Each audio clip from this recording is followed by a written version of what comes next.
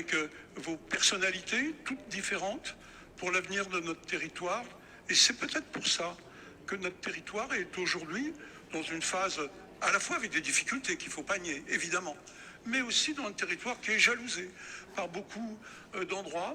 Et cette contribution collective qui est probablement, et cette notion d'humanisme, de tolérance, qui sont pour moi certainement les valeurs les plus fortes. Alors je crois que ces valeurs de solidarité, d'une majorité bien soudée, de valeurs collectives, d'échange, de débat. Il n'y a rien de triste qu'une collectivité sans débat, sans échange. Et puis, alors je vous devais le dire aussi, beaucoup se sont inquiétés de ma santé. À ce jour, tout va bien. Je vais vous rassurer, un jour ça changera. Mais à ce jour, tout va bien. Il n'y a aucune raison de santé derrière ma décision, bien évidemment. Et puis saluer aussi mes collègues de l'Agglo qui sont là, j'en vois plusieurs. J'ai une mauvaise nouvelle, je vais continuer à travailler avec vous pour l'avenir de notre territoire jusqu'aux prochaines élections municipales. Mais c'est un grand merci, ici même, au conseil municipal de La Rochelle, dans vos différences. Je voulais vraiment vous dire merci et je reste parmi vous. À bientôt. Merci à tous. Merci.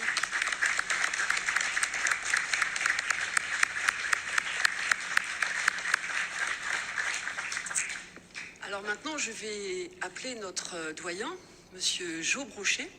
Je vais l'appeler à venir nous rejoindre ici. Je vais lui céder le fauteuil et puis on va procéder à l'élection du maire.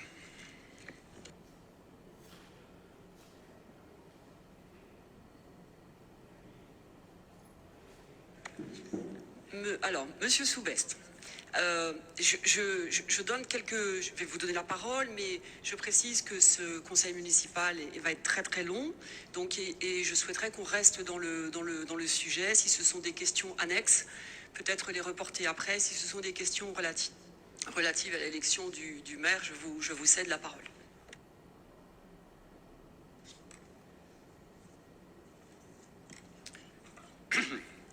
Madame la maire, merci de me donner la parole. Et effectivement, je voulais dire quelques mots, puisqu'on n'est pas dans une situation conventionnelle. Et d'abord, je voulais dire que j'ai été touché par les mots de Jean-François Fontaine. Je crois qu'effectivement, on a fait un petit bout de chemin ensemble et qu'on ne peut pas être indifférent à la manière dont on fait de la politique avec vous, et puis des engagements qu'on a pu avoir ensemble. Pour autant, comme beaucoup ici, je pense, j'ai été un peu surpris. Alors, pas forcément de votre annonce, mais de la méthode. Et comme beaucoup aussi, des gens que je croise dans les rues de La Rochelle, j'ai été interloqué, vraiment interloqué, sur la manière dont on pouvait percevoir la manière de faire de la politique, les représentations que l'on a. Je sais que vous êtes brillant dans la capacité que vous avez eue à créer de l'événementiel sur notre ville. Mais c'est aussi cette capacité à finalement à chaque élection, ou plutôt chaque année qui précède l'élection, à créer de l'événement. Je ne parle pas du tout du Covid. Je parlais de la crise de la majorité municipale en 2013. Je parlais de la crise de la majorité municipale en 2019. Et aujourd'hui, on a vu à travers notamment l'expression de la déception de certains des éléments de votre majorité municipale, que c'était aussi compliqué parfois de gérer des contradictions à l'intérieur d'une équipe, d'autant plus que pour nous, et on l'avait dit dès 2020, cette contradiction, elle était insoluble entre une voix qui a été celle du en même temps, le en même temps, une voix plutôt social-écologiste à laquelle on adhérait, et puis une voix plutôt, on va dire, elle est macroniste, libérale, qui aujourd'hui, dans le contexte actuel économique, mais aussi du réchauffement climatique, n'est pas tenable. Vous avez donc choisi de démissionner de votre poste de maire, et moi je salue votre décision.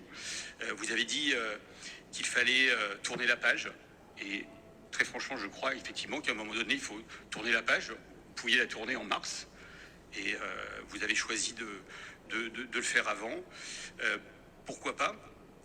Ce qui m'interroge, ce qui nous interroge tous, c'est, je le redis, c'est la méthode, c'est-à-dire celle de non pas choisir celle qui finalement aurait pu assurer un intérim consensuel et faire de La Rochelle, donner pour la première fois à La Rochelle une maire qui dirige, qui gouverne. Et d'ailleurs, je voulais saluer Catherine Léonidas parce que j'ai eu le plaisir de faire un mandat avec elle. Elle défend des valeurs que je défends et que nous défendons, la laïcité, l'écologie, un engagement social. Et quel plaisir j'aurais eu et nous aurions partagé d'avoir pu terminer ce mandat finalement avec une maire de La Rochelle jusqu'en mars 2026. Ça aurait, je pense, aussi permis d'éviter des difficultés, voire des crises dans votre majorité. On ne sait pas comment elles se prolongeront. Dès septembre, certainement, il y a des candidats qui se déclareront pour les municipales 2026 à l'intérieur de votre majorité, peut-être. En tout cas, ça ne va pas être simple à gérer. Et ça sera de la gestion plus courante, peut-être, des problèmes des Rochelais. Et puis, peut-être surtout, ce que nous n'avons pas compris, ce que les Rochelais n'ont pas tout à fait compris, c'est que finalement, vous démissionnez, mais vous gardez toutes les manettes. Et vous êtes, voilà, c'est quelque chose d'assez formidable quand même. Vous gardez la présidence de l'agglomération où, on va dire, l'essentiel des compétences du territoire se trouve concentré, notamment les principales compétences, c'est le développement économique, on parle de tourisme, on parle d'urbanisme, de logement, etc., etc. Donc on a quand même une puissance forte à l'agglomération. Et puis vous gardez une place dans la majorité municipale. Et je ne doute pas de la fidélité de vos conseillers municipaux à avoir du mal à vous contredire sur un avis que vous pourriez avoir, ou une opposition que vous pourriez avoir sur un sujet. Je connais votre force de conviction. Et puis peut-être ce qui gêne le plus les Rochelais et les Rochelaises, c'est que finalement, on se demande un peu pourquoi on est là ce soir, parce qu'on a eu l'impression que vous préemptiez le vote du conseil municipal. Je sais pas, moi j'ai eu la presse comme tout le monde, et donc peut-être que ça se fait comme ça en politique, mais c'est pas très lisible. Et finalement, c'est donner du crédit à ceux qui disent que les choses se préparent en amont et que c'est un peu que c'est pas vraiment très clair et pas vraiment transparent, qu'on organise une élection à l'intérieur d'un groupe majoritaire, qu'on désigne quelqu'un, même à une voix de majorité, et que finalement, ce quelqu'un qui est désigné par une petite minorité du conseil municipal, ça doit devenir le maire ou la maire de La Rochelle. Et ça, véritablement, pour être encore acteur dans la vie professionnelle et engagé dans plein d'associations et puis simple citoyen, c'est quelque chose que les Rochelais et les Rochelaises ont du mal à comprendre. Donc, moi, je voulais saluer votre belle mise en selle, parce qu'effectivement, c'est une très belle mise en selle de celui qui vous désignez comme certainement votre candidat aux élections municipales de 2026 pour prolonger le cap et continuer votre programme. Mais voilà, pour moi, pour nous, ce n'est pas une manière très saine de faire de la politique à l'heure où le Front National fait un tiers des électeurs, des votants dans notre pays, et où on a une montée de l'abstentionnisme aussi qui est très importante. Il faut rappeler quand même l'élection de 2020 très rapidement pour remettre dans le contexte. 3 listes au deuxième tour, aucune n'a la majorité absolue, et donc avec effectivement 41% des voix, on a 70% des élus du conseil municipal, avec 60% d'abstention. Donc non seulement la dimension de préemption de ce que va décider le conseil municipal est compliquée à assumer, mais en plus, voilà, je conteste pas la légitimité des élections de 2020, mais voilà, la logique aurait voulu que vous laissiez finalement le conseil municipal, ce soir, voilà, décider de qui serait maire de La Rochelle, sans avoir spécialement à organiser préalablement une élection interne. Pourquoi je dis ça? Parce que peut-être que c'était l'occasion de changer la donne, monsieur le maire. Peut-être que c'était l'occasion de répondre à ce que les Rochelais aussi expriment. Peut-être que vous ne l'entendez pas. Quand on est dans une majorité, je sais de quoi je parle. Parfois, on n'entend pas ce qui se passe. Parce que moi, j'ai le sentiment que quand on écoute bien sous la musique et sous les lumières des festivités qu'on déroule tout au long du printemps, il y a une ville qui gronde. Il y a une ville qui gronde, alors elle gronde par petits bouts. Marcel Paul, c'est effectivement, c'est aujourd'hui, c'est un gros sujet. Je ne sais pas si vous avez vu le succès de la vidéo de Camille Etienne, 1,5 million de vues, belle image pour La Rochelle. C'est des comités de quartier qui ne sont pas toujours d'accord avec la manière de gouverner la ville. C'est le pont de Tadon, donc on n'arrive pas à en sortir. Et j'interpellais le préfet tout à l'heure au conseil départemental. C'est la question du logement. On est en plein moment où les étudiants se mettent à chercher des logements parce qu'ils ont eu les résultats de Parcoursup. Je ne parle même pas des jeunes salariés qui ne peuvent pas se loger. C'est la question des déchets, on peut en reparler, etc. etc.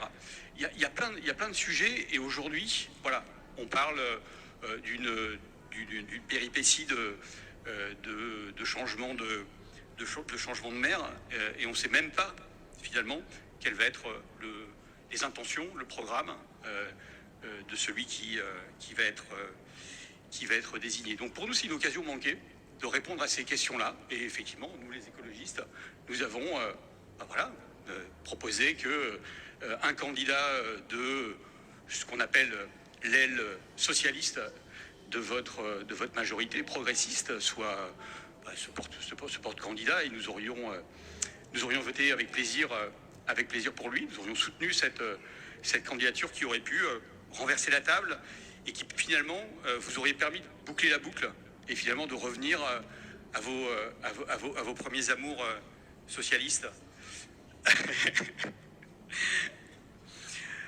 Alors ce soir, vous nous demandez de désigner un maire, puisque je pense qu'il y aura qu'un candidat, d'après ce que on a cru comprendre. Pour nous, nous ne prendrons pas part à ce vote. Nous avons décidé, nous avons longuement réfléchi, mais nous ne sommes pas en capacité de prendre part à une élection qui ne nous semble pas conforme à l'esprit de la République et à l'esprit de notre fonctionnement municipal. Ce à quoi on va prendre part, effectivement, c'est la construction d'un projet pour les Rochelais, redonner les clés de la ville à ses habitants et on le fera collectivement, on le fera avec toutes celles et tous ceux qui veulent le faire sans préempter bien évidemment le ou la question de la tête de liste, de celui qui mènera la liste. Ça ne sera pas forcément un écologiste, mais en tout cas, voilà, on a envie de s'engager dans cette voie-là. Et en tout cas, si elle commence aujourd'hui pour certains d'entre vous, entre nous, on l'a déjà commencé, et on invite les Rochelais, les Rochelaises à faire comme nous, à travailler à un programme pour la ville. Merci.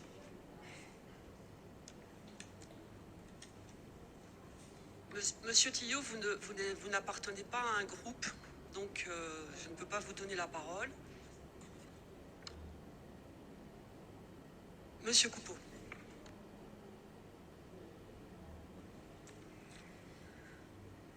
Je croyais qu'on était dans une enceinte républicaine et je trouve quand même dommage de ne pas pouvoir donner la parole à un élu. Il a été élu.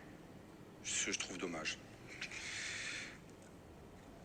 Monsieur Fontaine, la seule chose qui me réjouit dans votre démission, c'est que vous ne l'avez pas fait pour raison de santé. Et vous savez que je suis assez sincère pour vous le dire. Si je ne le pensais pas, je ne le dirais pas.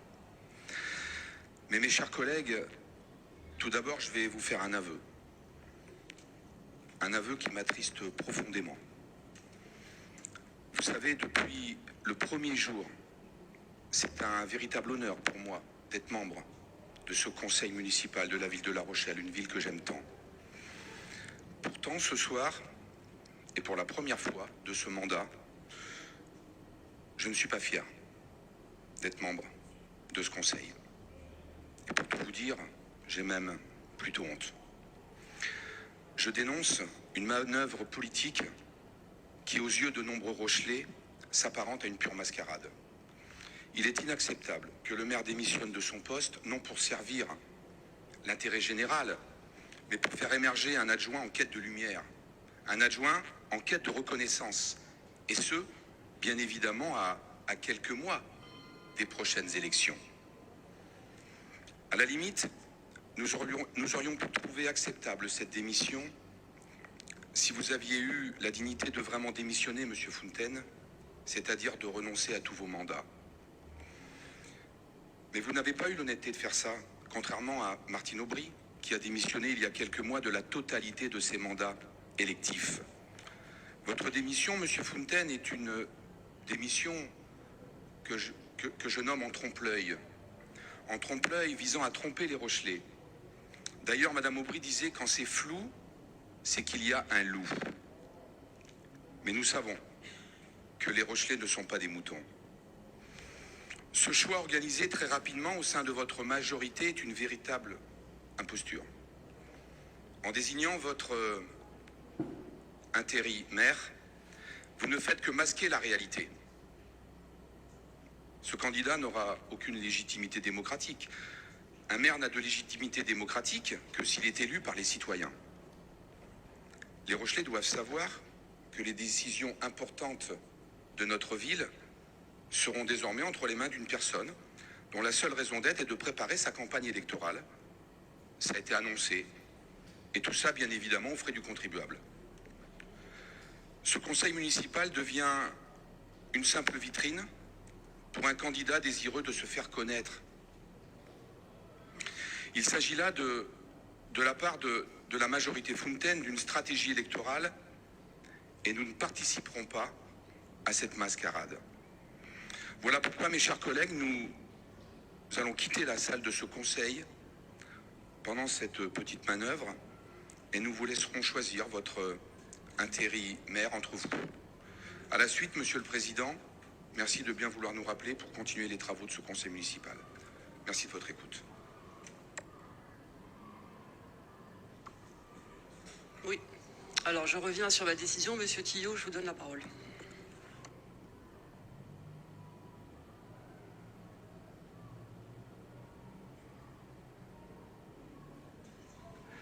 Madame le maire, mes chers collègues, un petit peu de démocratie, ça fait toujours un peu de bien. C'est vrai, monsieur le maire, vous quittez à la fois votre poste de maire, mais vous restez à la CDA. J'avoue que ça paraît trouble et plutôt opaque. Et je ne vais pas réitérer ce que m'ont dit mes collègues, mais c'est vrai, ça paraît plutôt à une manœuvre politique. Vous démissionnez sans démissionner. C'est quand même drôle. Mais, quand même, vous avez été élu avec votre équipe pour un mandat de 6 ans, de 6 années. Et particulièrement, vous ne respectez pas ce mandat. Je l'aurais très bien accepté pour des raisons familiales ou des raisons de maladie, mais là, vous avez décidé, comme d'habitude, vous avez décidé, moi je décide de quitter mon poste. Tout simplement, et je ne vais pas réitérer ce que disaient mes collègues, par favoritisme pour mettre quelqu'un qu'on ne connaît pas, certainement une personne totalement inconnue de La Rochelle pour préparer, si vous voulez, les campagnes municipales. Moi, je trouve là, vous êtes en train de bafouer la démocratie. Et comme disait mon collègue à côté, au moment où on sait que l'extrême, et je parle bien de l'extrême droite, est en pleine augmentation, vous jouez, vous aussi, je bafoue, je piétine la démocratie. C'est quelque chose, pour moi, qui est scandaleux. Et bien sûr, je vais être très simple, très synthétique, je ne participerai pas à cette mascarade parce que, je dis bien à toutes les Rochelaises et Rochelais ici présents, vous avez été trahis par votre maire, vous avez la démocratie bafouée. Je ne participerai pas, moi aussi, je me retirerai et je ne participerai pas à cette mascarade. Merci. Bien. Il n'y a plus de prise de parole, donc je vais passer la parole à Monsieur le Président, à Jo Brochet, notre doyen. Oui, bonsoir à tous. Nous allons passer donc à l'élection. Alors, je suis président par obligation légale, mais comme mes collègues du Renouveau, je ne participerai pas au scrutin. Mesdames, Messieurs les conseillers municipaux, chers collègues, il nous faut pallier le poste de premier magistrat de notre ville, laissé vacant par la démission brutale, incompréhensible, incomprise de Jean-François Fontaine. Aussi, maintenant, nous allons procéder à l'élection du maire. Mais pour cela, il nous faut désigner 2 scrutateurs pour procéder au dépouillement. Cela peut être, par exemple, les plus jeunes conseillers après la secrétaire de séance. Donc, je vous propose, si elles en sont d'accord, Marielle Jay et Eugénie Tête-Noire. Acceptez-vous? Alors, Monsieur le Président, je rappelle que nous avions prévu Madame Tiffany Roy, mais qui est sortie, par conséquent, choisissez une autre. Merci. Mais je suis... Voilà. Donc vous acceptez? Merci. Mais je n'avais pas entendu. Bien. Il me faut vous donner la lecture d'articles, parce qu'il est important de rappeler, lorsqu'il y a l'élection d'un maire, que en application des articles L 2122-4 et L 2122-7 du Code général des collectivités territoriales, le maire est élu au scrutin secret et à la majorité absolue parmi les membres du conseil municipal. Si après 2 tours de scrutin, aucun candidat n'a obtenu la majorité absolue, il est procédé à un 3e tour de scrutin et l'élection a lieu à la majorité relative. En cas d'égalité des suffrages, le plus âgé est déclaré élu. Donc voilà ce que je voulais rappeler dans un premier temps.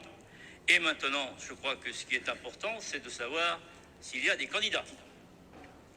Donc, je vous pose la question. Qui est candidat?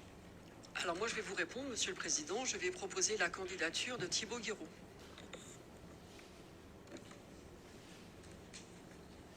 Pas d'autres... Bien, eh bien, je vous remercie. Donc, après cela, eh bien, nous allons procéder au vote, à l'appel de votre nom. Vous déposerez vos bulletins. N'oubliez pas que les bulletins doivent être unis, le bulletin doit être uninominal et ne pas posséder de rature ni de signe particulier.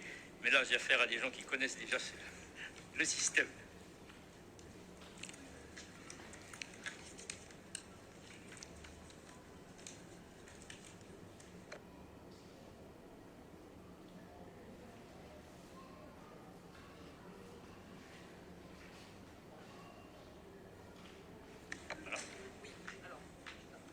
D'abord, nous allons contrôler que l'urne est bien vide.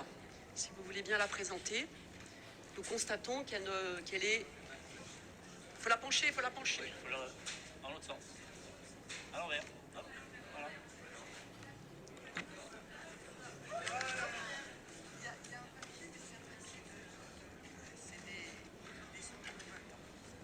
Voilà, ça va. Il n'y a plus rien. Voilà. Bien. Donc Catherine Léonidas a voté. Dominique Légaud a voté. Martine Madeleine. Thibaut Guiraud, et avec son pouvoir, a voté. Madame Carlier-Daniel.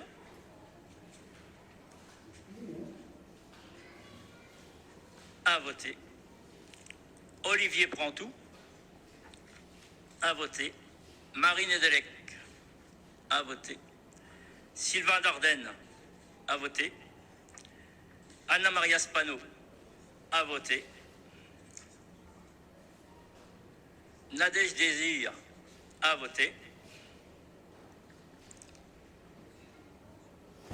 Donc après, vous avez des gens qui ne participent pas donc, au vote et qui sont Ablaï Gouin, Olivier Gauvin, Séverine Carrier, Franck Coupeau, Aya Kofi, Tiffany Roy, Thierry Tougeron, Awash Séverine et Jo Brochet. Delphine Charrier a voté. Chantal Murat a voté. Michel Sabatier a voté. Marie-Lise Fleuret-Pagnou a voté. Gérard Blanchard a voté. Séverine Lacoste a voté. Lucille Blais a voté. Pascal Sabourin et son pouvoir a voté. Mathilde Roussel a voté. Madame Maïri Jamila a été excusée, elle n'est pas là. Il a eu son pouvoir. Ouais. Il a voté. Gwendoline Nevers a voté. Didier Gaucher a voté. Éric Paquier, Carole Guigard, Océane Marielle et Jean-Marc Souvestre. Michel Thillot ne participe pas au vote. Gérard Dubois, José Brossard, Céline Jacob, Elavès Sébar a voté. Eugénie Tête-Noire a voté. Pascal Donny a voté. Chantal Vetter a voté. Tariq Azouag a voté. Marielle Jay a voté. Fontaine Jean-François et son pouvoir a voté. Et Christophe Berthaud a voté. Les scrutateurs vont pouvoir procéder au dépouillement, assisté de quelqu'un de l'administration.